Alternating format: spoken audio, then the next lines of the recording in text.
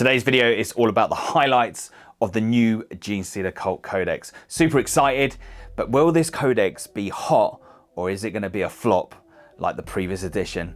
Join me in this little video coming up next.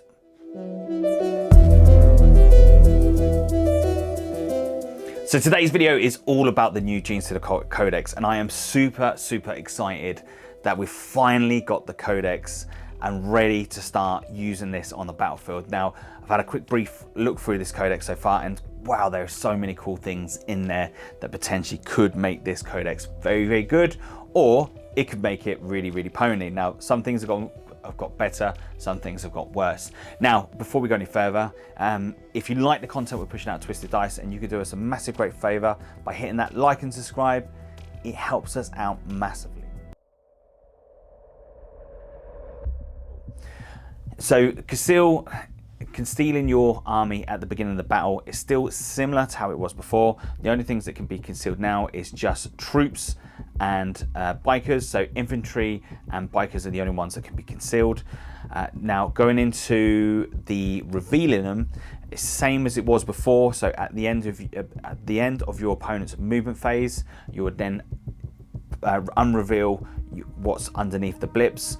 Or at the beginning of your movement phase, you will reveal what's underneath your blips. So this is where the codex starts getting a little bit juicy. Before, with the ambush rules, it used to be, the old ambush rules used to be you had to set up more than 9 inches away from your opponent. Now it's kind of changed a little bit better to what it was prior. Now it's you set up more than 8 inches away from your opponent. That is pretty darn good. So that's now giving us a better extra inch. Is going to give us that better chance of actually getting most of our units into combat. That's pretty darn cool. But I've got some more cool things to come off the back of that, so bear that in mind. Or we've got another option where we can come up 6 inches away from our opponent, but coming up 6 inches away, we can't charge. So it's either over 8 inches and be able to charge and shoot, or come up 6 inches away from your opponent and just be able to shoot. So there's things in there where that 6 inches will become really important later on. But just going into taking secondaries, that still plays a massive great part on that as well. So Brood Brothers has changed previously from the old stat to the new stat. So now you can only take up to 25% of your army can be Brood Brothers. Anything with so taking the Brood Brothers will be out of the Imperial Guard Codex. So replacing the regiment to the Brood Brothers and giving your unit +2 to their leadership as well in that Brood Brothers detachment or that Brood Brothers unit. So that's pretty darn cool. So, you know, potentially there could be some, there's definitely going to be some play with some of the guard stuff coming in, especially some of the super big heavy tanks that I cannot or shall not talk about at this present time, but potentially we could see some really cool stuff coming from the Imperial Guard. So one of the new features we've got in the Genestealer Cult Codex is Crossfire. This is something really new for ourselves. Crossfire is allowing us to have the ability to give +1 to units shooting onto our opponent, which is absolutely quite massive considering what things we've got in our arsenal. So taking off to create a crossfire marker, there's a couple of ways we can do it. First one, we've got a couple of abilities on some of the characters can place a crossfire marker onto them for themselves to benefit. If you want to place a crossfire marker for, let's say, the Ridge Runners to shoot at the army, what you need to meet a couple of criteria. The first one of the criteria is if you've got 5 hits going onto that unit, that will create a crossfire. So for instance, if you've got a squad of 10 neophytes, they're shooting onto the target, they don't have to wound it, they've just got to get 5 hits on there to put a crossfire marker onto it. The second way of doing it is if you target the model and you hit it with a weapon that has characteristic damage of 2 or more, that would also put the marker on there as well. Now, as well as having the marker to give it that +1 to hit, we've also got a new rule in there, which is exposed. Now, exposed is an interesting little concept. So thinking about what we just talked about in regards to the units being able to deep strike in 6 inches away from your opponent. So to get an exposed off, to give it that +1 to wound, to get exposed, what you need is your army. So in your army, you need to have hopefully a little diagram will pop up onto the side, but what you need to have is the units that are shooting onto that target, need to have they need to be crossing over.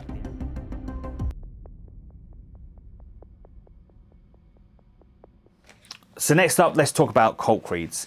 Now, cult creeds it's quite an interesting little take on this. So I'm going to talk to you about the 3 that I think has most play in 40k or competitive 40k going forward.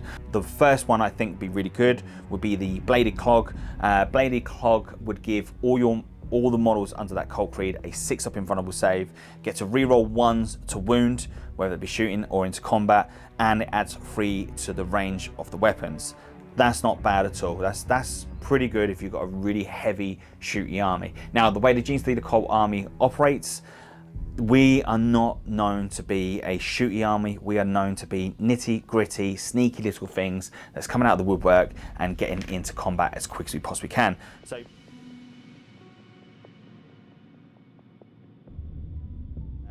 So the 4-Armed Emperor allows you to have rerolls to charge, 8 inches. If you're over 12 inches away from your opponent, you also get light cover, which is not bad at all. So the Warlord trait, if you choose to go with this one, it allows you to have -1 on the CP of anything you spend. So for instance, if you're going to spend something that's 2 CP, once per battle, you can use this to reduce that down by 1 CP. You've also got a CP which is specific to the 4-Armed Emperor, and that is, it doesn't cost you any CP, but if your opponent goes to use a command, for instance, that you know they're going to use it more than once, for no CP, you can make that 1 CP more expensive. So for instance, let's think about transhuman. If you're coming up against the Marines and that you are finding they're using that transhuman a lot, popping this off will create that transhuman to be more expensive and less effective in the battlefield.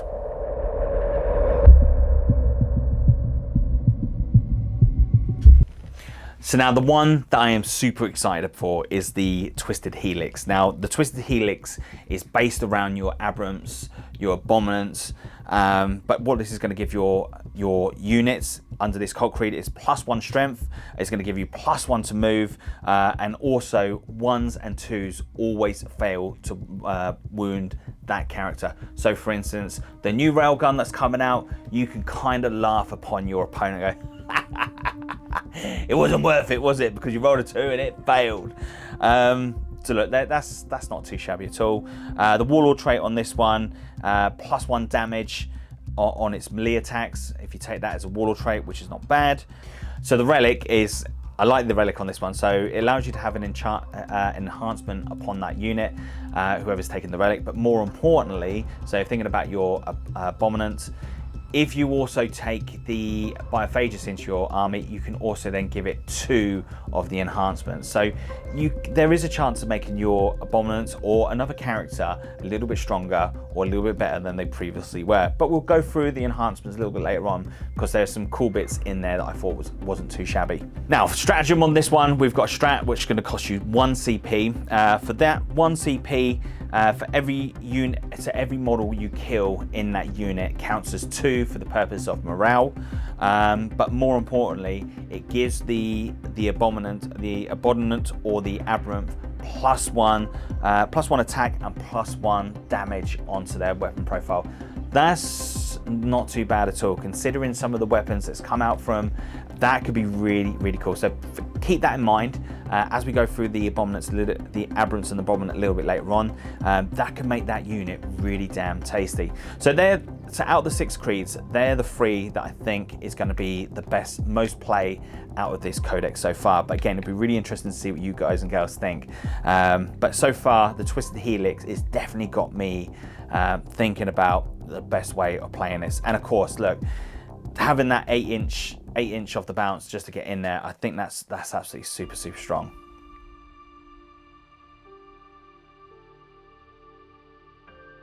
So the new Warlord traits, we've got 6 new ones in there, but the 3 that really have got me really thinking about which ones I like.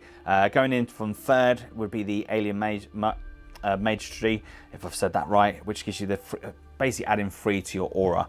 So whoever's going to be your warlord, giving that extra 3 makes those, you know, the extra benefits a little bit better. The prowling does seem to be a really good one. So this one, once per turn, the warlord is selected to target its charge. Once per battle, when a warlord is selected as a target of a charge, before the charge rolls is made in any Overwatch, you get to do a cheeky 6-inch move. So potentially, you could bait your opponent up. You know, so do your cheeky Overwatch, depending on which one you're going to be doing. I don't think it's going to be any Overwatch, to be fair, on the one I'm looking to put that onto. But what you could do, before your opponent rolls it, you could just move 6 inches away and potentially pull yourself out of any threat range. So soon as your opponent has selected that character, he's rolled, you know, he's gone for that, you've done the Overwatch, that means that as soon as you pull away, he can't select anything else. And I thought that was so bloody damn cheeky. Like, that has got so much to play, and potentially that could actually, you know, knowing you've got that in your back pocket, your opponent might not even bother trying to select your character as a target, and he or she may try to stay away from him. And I thought that has so much damn play. Now, the one I did like was the preternatural speed. This one, each time the warlord makes an attack roll, you get to re-roll all the hits, which I thought was darn good. Not only that, at the start of your fight phase, your warlord gets to fight first. Now, of course, there's going to be other armies that are going to have that special ability already, so it's going to be depending on whose turn it is. But if they don't, it means that you could afford to, you know, to interrupt the Psychic Chaos and then use him to fight also. There's so much potential with that one. I really did like it.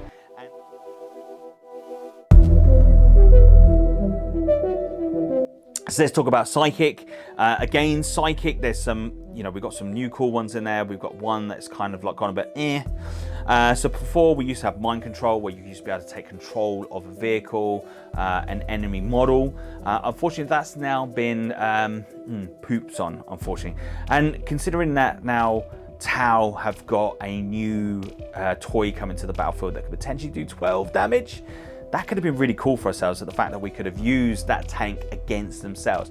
Not going to potentially going to be taking those, but what I would potentially go for is the Psionic Blast, which is going to do D3 mortal wounds. If you roll the Psychic spell and it's over the leadership, then it's flat 3 mortal wounds instead. But the one I did like, actually there's potentially 2 that I really did like.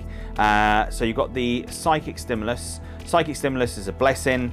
Okay, that again, there's potential play in that one, but what I did like was the Might from Beyond, because the Might from Beyond is going to add 1 to the attack characteristics of your model. So again, bearing in mind everything we've done so far, we've looked upon so far, like Twisted Helix, I'm really looking upon those Aboms at the moment. You know, +1 strength, now giving them +1 attack. Boy, we've got so much damn play going on with these, and potentially with the enhancements we've got going on with the Biophages, all of a suddenly our Aboms are going to be a really strong choice to be actually taken into the battlefield. But look, let's talk about the juicy stuff. Let's talk about the units. I'm not going to go through all the units, but I'm going to go through some of the key ones that I think have got some play in the Genestealer Cult.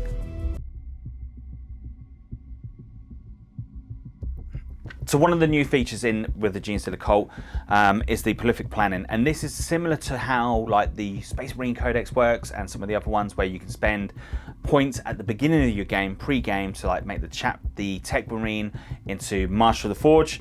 This is the same way for the Genestealer Cult. So before, like line and wait, things like that, Perfect Ambush, we used to spend CP, free CPs for the Perfect Ambush to get your models in that little bit cheekier, closer to your opponent, to make that charge a little bit easier. Thinking about what we've talked about already with the extra charge range already, so deploying within 8, that's not going to be so much of a factor, but this is where some of these things change. So hopefully on the screen you'll just see all the new add-ons you can do. You can only add 1 of these to a unit, and you can only use 1 in your army itself. So for instance, you can't put line and wait more than once onto more units. But looking at some of these new ones, so for instance, take a couple of as an example. You've got line and wait, where you can actually come in 3 inches away from your opponent. You can't charge, but this is where like something like this is going to be really handy for ourselves when it comes to our army. We can be easily screened off the battlefield, and that is quite. I've had games in the past where I have been screened out and I've not been able to get to some of the juicy stuff, which has been quite painful. But now thinking about it, if we've got things where we can do the perfect ambush and we can then, the line in wait, and we can actually bring something in within 3 inches of your enemy opponent, now it makes your opponent really have to really overthink on how they screen your army off the battlefield. It's going to make it so damn difficult for themselves, because at the moment most armies struggle to cover that 9 inches of everything. If you've got the ability now to come in 3 inches from your opponent or 6 inches, that makes it quite damn strong, because now your opponent really has to think about what he or she is doing. So what I was thinking about the line and wait, for instance, if we took the Keller Morph to come in and be able to try take out a character, that's quite powerful. Or if you think about secondaries, thinking about Rod, we've now got a way of scoring 4 easy Rod points. We want to talk relics. So again, we've got some really cool relics in there. Some of the relics have got better, some of them are okay, they're all right. But the 3 relics that I see that potentially are going to be really good, that I can see they've got some play in it. One, we've got the Void Worm, the Amulet of the Void Worm before used to stop Overwatch and used to gear +1 to your saving throws. Now it just gives the bearer a flat 4 invulnerable save. Before I used to take it onto the Patriarch. Now potentially that could be going on to Sanctus. But once per battle, if the attack is allocated to the bearer, it basically uses the Shadows of the Warp, and you don't have to roll for it. It's just a flat 6. So what that means is you're rolling a 6 on the dice, which potentially I don't think that's going to be great on that, unless I've read that wrong potentially. What I did like on there though was the the artifact or the relic for the Primus. So this one is changing his injector. So strength user, AP2, flat 3 damage, and it gives an additional attack to that model. But not only that, unmodified rolls of 2+, always successful. That potentially has got some play. The fact that you've got the Primus in there doing some nasty damage makes him actually not bad. And plus, we're about to go through it in a second, but he's actually gone up toughness. Yeah, he has got some play. But the one that I did really like, and this is one I used to use quite a lot in the previous edition, and that was the Gift from Beyond. So the Gift from Beyond is 48-inch range, 1 shot, strength 5, -3, but it is now flat 3 damage, which is really cool. Not only that, it gnaws the Lookout Serval because it's a sniper, but not only that, on a 4+ unmodified hit rolls, also cause a mortal wound. So look, potentially, there's 50-50 chance we could get 4 damage off on our enemy characters. You line that up using the line and wait, so shooting him first of all, then using the line and wait, bringing the Keller Morph in, all of a sudden we can pop off one of those characters. And in this edition, I tend to see less characters being used on the battlefield because they give away points, but the characters that are pulled onto the battlefield seem to be very, very good in doing what they need to do to buff that army up. So taking those out potentially could do us a big favor. So look, they're the three relics that I see have got some play. But please drop some comments down below if you've seen something otherwise. It'd be really cool to see your thoughts on it.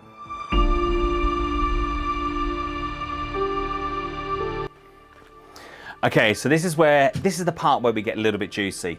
So the Patriarch, he's got better and he's got worse. So one of the downside, the Patriarch's gone from toughness 6, he's now down to toughness 5. He used to be 6 wounds, he's now got 7 wounds. So he's traded that toughness, but he has gained an extra wound for it. Plus, he's also now got a 4-up invulnerable save. That makes him pretty damn tasty, so he's going to be a little bit more survivable on the battlefield. Plus, that also means that you don't need to take the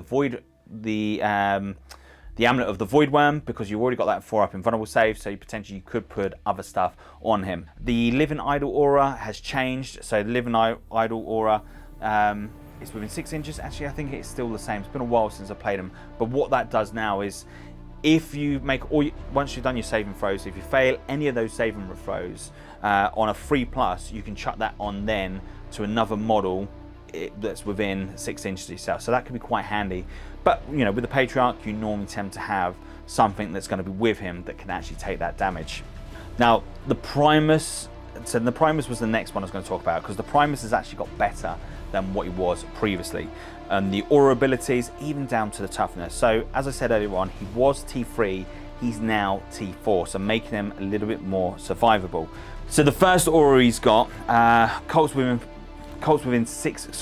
friendly core units within 6 inches of him get the reroll 1s to hit.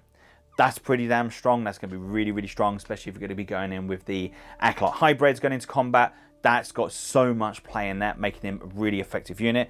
But the Meticulous Planner, before it used to be, you know, select 1 or 2 units pre-game, they would then get to do the, you know, reroll the wounds. Now every command phase you get to redo that, which I think is pretty cool. So core units within 9 inches of this model at the start of your next command phase, a model within that unit makes an attack roll, can reroll the 1s to wound. That's pretty darn good, because before it was just like once you've used it, that's it. Now potentially you could kill that unit and reuse that for another later on in the game. So the Mages. Now the Mages has got so much damn better than what she or he was in the past. We're definitely going to see her or him coming more into the actual battlefield itself. What she is doing, she's going to be buffing up your units within 6 inches. So infantry and bikers get a 5+, feel no pain. That is really darn good. So potentially the Aboms, I believe, come under as infantry, acolyte hybrids, neophytes.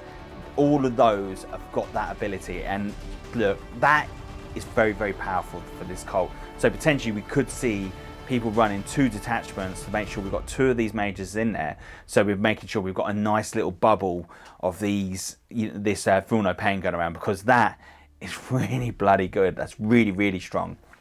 Now another model that we're definitely going to see a lot more play on the battlefield, which is the Acolyte Icon Ward. Before, it used to be about running him with the Aboms to give the improving upon the vigorous roll. Now it's going to be giving us +1 to charge. So thinking about everything that I said about the Twisted Helix, we know we're coming in at, you know, just over 8 inches away from our opponent. We know we've only got to be within ½ an inch to get in. So an 8-inch charge, getting into our opponent, having then that ability to add +1 to our charge, all of a suddenly that's a 7-inch charge. That's near enough 50-50 or whether or not we're going to be, yes, an average roll, whether or not we're going to be getting into combat or not. That's quite powerful. And when I saw that, I was thinking, there's no way Games Workshop has made that like that. But then I'm thinking, yeah, hold on a sec, they would do that because they want to see models sell. And all of a sudden, this makes the Genestealer Cult so damn strong. And having 2 detachments in your army, so you can have 2 of these units in your army to give that coverage across the board, I think that's going to be really powerful. Like turn 2 is going to be one hell of an alpha strike.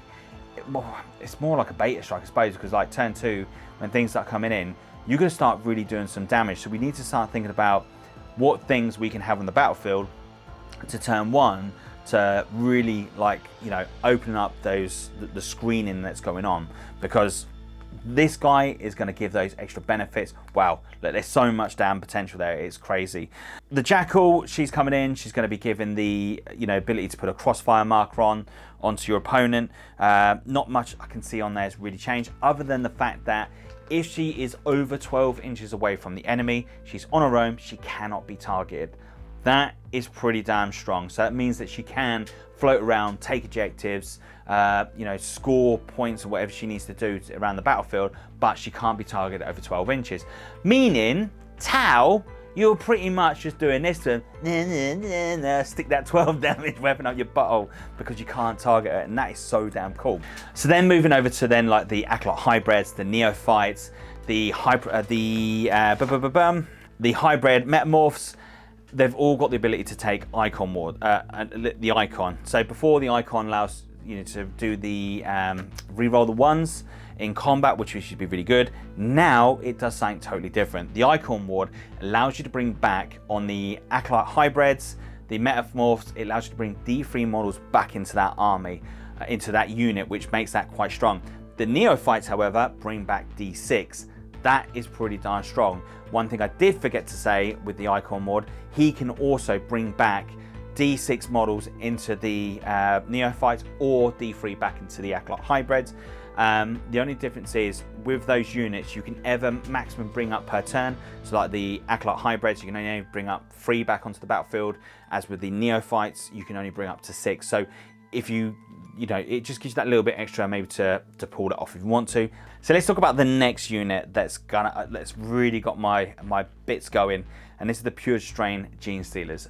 All of a sudden, they have got so much damn better. In the fact now, they've actually got a 4-up invulnerable save. That is pretty darn good. They've got 4 attacks, the Scything Talons, so they've got Cult Claws and Talons, -3, 1 damage, so unfortunately there is no more, if you get 6s, they do extra D3 damage or anything like that. It is just flat -3 AP, 1 damage, but giving them a 4-up invulnerable save does make these a lot more survivable upon the actual battlefield itself. They've got the ability to do the conceal. They've got the outstanding loyalty, so for instance you can pass the wounds over. You've got the ability to advance and charge like Genestealers before. That makes the Genestealers definitely well worth taking. So next up we're talking about Aboms. We're talking about the Abominant. So the Abominant is no longer a character, he's now an elite. With this one, choose one friendly unit with Aberrants within 6 inches of the model of that model. The unit makes melee attacks, you can re-roll the hit rolls. That is quite powerful upon the Abominants. You've got Alien Resilience, so on a 5+, feel no pain, and you've got the Vigor on there as well, so you're -1 damage.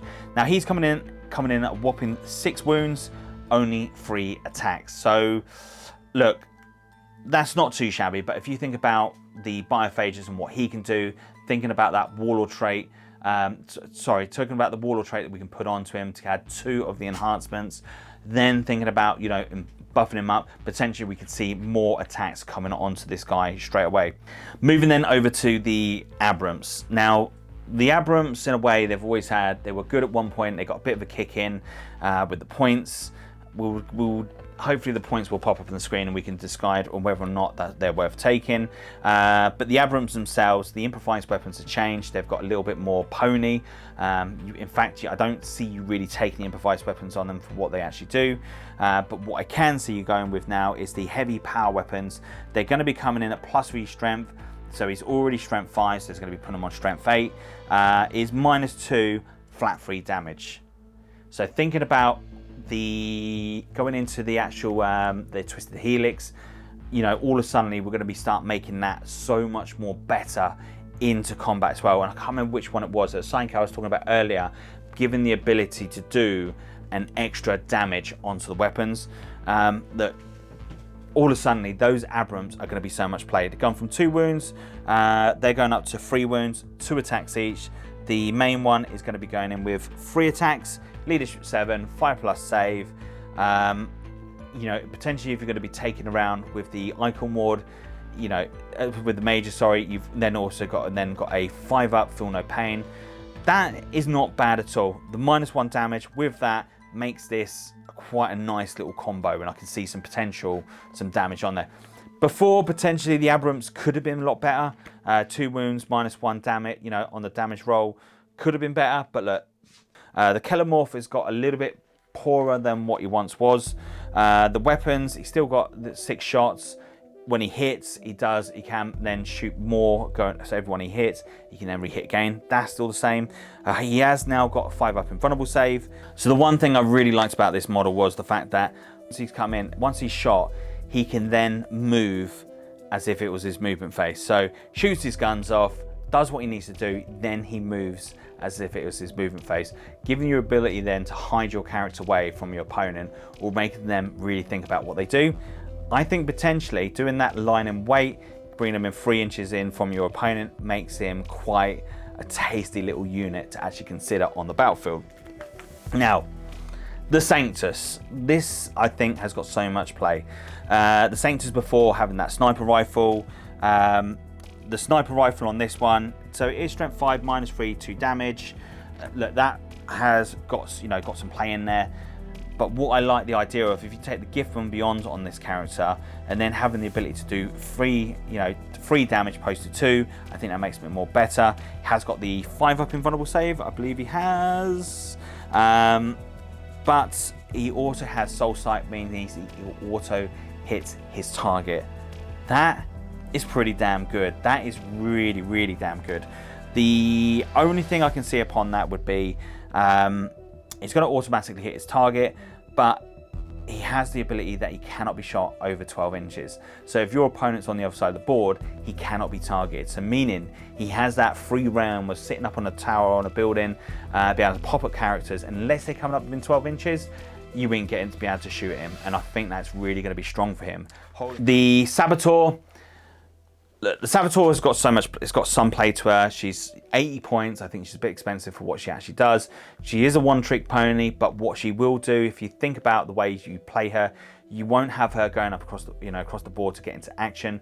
What you'll do with this character will be more to sit back and hold an objective. Just like the Sanctus, she cannot be targeted over 12 inches away, which is quite powerful, meaning your opponent has to come to you to get her off. So making that quite difficult for definitely for Death Guard. But other unit, there's a lot of units out there that can get across the board quite quickly, but hopefully if they're coming over, you've got an ability to deal with them. But what she can do is really mine up that objective, so if something does come in or get near her, potentially you could do that damage to counteract whatever they're doing. So look, there is some play with her, but I just don't think she's going to be an aggressive character. She is going to be more, let's sit back at home, let's hold the objective, and really think about what we do. Now the Biophages. Biophages is going to be good for ourselves. So forget all the special abilities that they do on that. So you got the familiar. Once per battle, this model can start to perform the twisted enhancement action. You can select one friendly core aberrant within 18 inches of this model, and if does a genetic enhancement instead of the one. So what that familiar is going to do, instead of being 3 inches away, once per battle, he can do it up to 18 inches away, buffing up a unit, which has some play, because sometimes it can be quite tricky to get him to where he wants to be, but potentially he could be going across the battlefield, buffing things up. Now, the enhancements, you've got 3 to select from. So the first one is going to improve your armor penetration, which is not too shabby, depending on what you're going to go for. The second one, 6s score an additional hit. That's quite powerful, especially upon the Aboms. I think there's so much play going in with that one. So the other one that you can put onto it, you can give a unit a 5-up, feel no pain. I think so. Potentially, if you don't go for the icon ward and you go for that, potentially you could put that onto a unit that's going to be coming away from the icon ward. Making sure they've got a 5-up, feel no pain is pretty damn good. And there's again so much play with that character on his own. So that's it. That's my little review upon the Genestealer Cult. Hopefully you find this useful, helpful. It'd be really cool to see what you girls think, of what this cult brings. The rest of the vehicles are pretty much the same. I don't see much difference in them. But what I can see going forward with this army, potentially the Aboms is going to have some play in there, having one squad of those going up, doing some real serious damage. But the Genestealers and the Acolyte hybrids, damn, we've got so much play with them. The fact that we can bring some back into the battlefield, it's going to make them so much more survivable. But going with a Twisted Helix, yeah, look, we've got so much fun going ahead. It's like super exciting times ahead of us. Anyway, thank you very much for watching this little review. Hope you enjoyed it. If you haven't already, please do hit that like and subscribe. It does help us out massively. And if you want to catch up more content with myself, make sure you're hitting that bell, because that's going to keep you updated on all the cool content that's coming out from ourselves. Anyway, hopefully I'll catch you all very soon.